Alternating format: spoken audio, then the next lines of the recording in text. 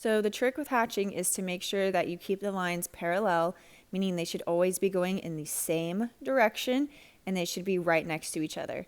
As soon as your lines start to overlap in a very slightly different way, maybe a diagonal, that's when you start getting into the cross hatching territory. So you just want to make sure, like you see in the video, I'm just keeping it pretty simple with how I do my value scale. I just kind of keep my lines very spread out, just going vertically, and then if I need to make it darker, I go in and I fill in a couple more of those gaps with some lines.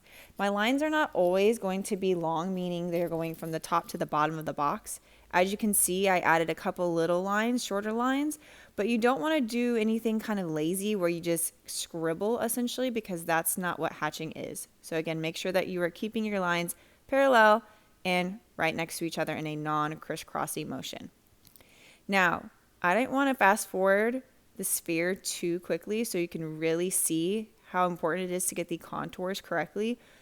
Hatching is kind of difficult when it comes to making a sphere.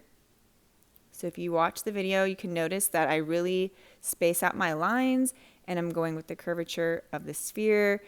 And with the highlight, I'm leaving it very spread out and I'm just making it almost like a water droplet. If you've ever dropped a rock or something and it makes like a ripple in the water, that's essentially what hatching is.